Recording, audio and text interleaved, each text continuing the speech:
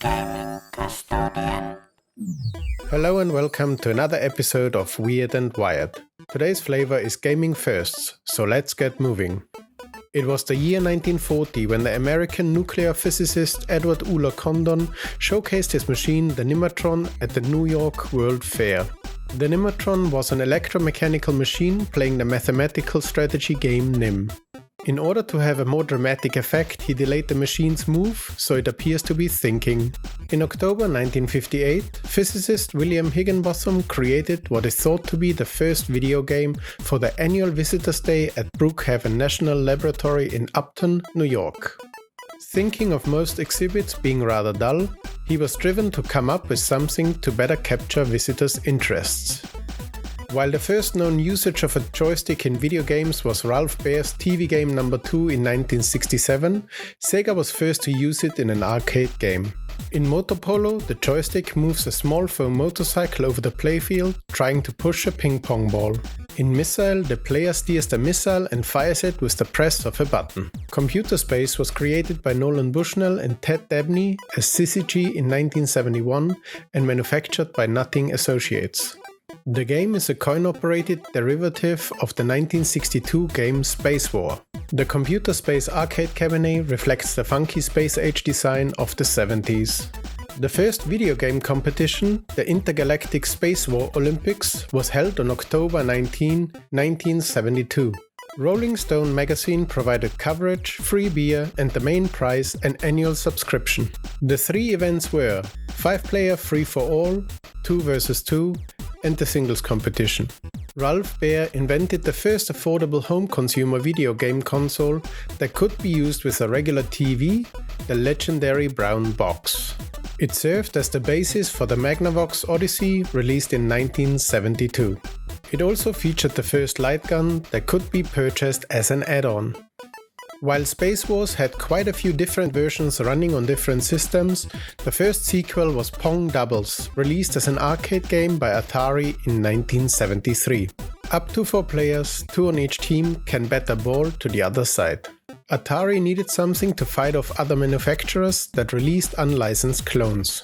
In 1973, Maze was developed by 3 high school students during a schoolwork study program at NASA. Starting out with a solid-seeming cube that could be rotated, it was evolved into a flat maze.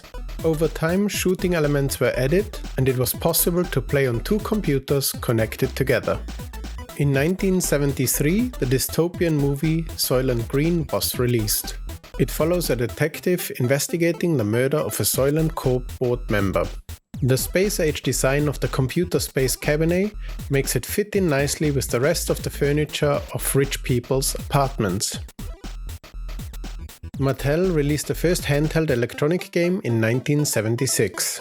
Auto Race is a top-down race game featuring 3 lanes, shifting gears and beeps.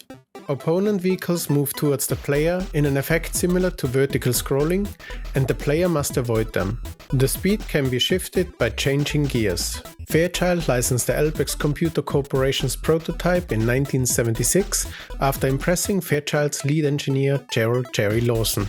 He and his team turned the prototype into what became the Fairchild Channel F, the first video game console with exchangeable ROM cartridges.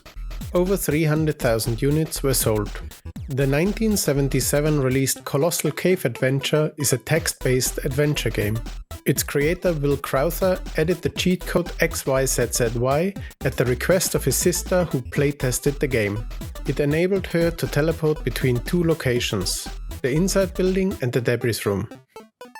Frogs, a single-player action arcade game released in 1978, was the first video game to have a jumping protagonist, 3 years ahead of Donkey Kong. The goal of the game is to collect points by catching various insects by jumping across lily pads in a set amount of time. Released in 1980 for Atari 2600, Adventure is the graphical version of the previously mentioned Colossal Cave Adventure. Being frustrated with developers not being credited in their designed games, Warren Robinett found a way to leave his mark in the form of a hidden room that took 5% of the cartridge's storage. The iconic game Pac-Man was the first game to feature a temporary power-up in the form of power pellets or energizers as they were called in 1980. When consumed by Pac-Man, the ghosts turn blue with a dizzied face expression and move into the reverse direction. Once eaten, their eyes make their way back to the center box. The simple graphics of AX2, Uchuu, Yusousen, Nostromo, released in 1981, is unlikely to scare anyone these days. The name means Space Fighter Nostromo, a reference to the spaceship from the movie Alien. The goal is to escape aliens and retrieve materials from the warehouses inside the spaceship. Apollo's 1982 released game Wabbit was created after receiving multiple game suggestions by fans about farmers fending off rabbits. Vietnamese-American woman Van Tran was the sole developer and suggested a female protagonist named Billie. She paid great attention to the animation, particularly the arm movement. The first secret or unlockable character in a video game was Reptile in Mortal Kombat, released in 1992. His outfit combines the colors of Scorpion and Sub-Zero. He also uses both their movesets, moves at double speed, and is pretty tough, both to find and fight. The ESBR was formed in 1994 after 3 games in particular caused multiple US Senate hearings: Mortal Kombat, Night Trap, and Lethal Enforcers. The first certificates were issued in September 94 and included Doom, Pitfall the Mayan Adventure, Super Punch-Out, Sonic Triple Trouble, and Donkey Kong Country. In 1992, Christian Kraft developed a Tetris clone that ran on the Hagenuk MT900. For various reasons, it never made it into this phone but was released 2 years later on the MT2000. Meanwhile, the IBM Simon was the first to officially release their game Scramble, while the Siemens S1 was hiding a Tetris clone called Klotz. There you go. I hope you found those 20 firsts in gaming as interesting as I do. If you feel that I missed something, let me know in the comments below. Until next time, over and out.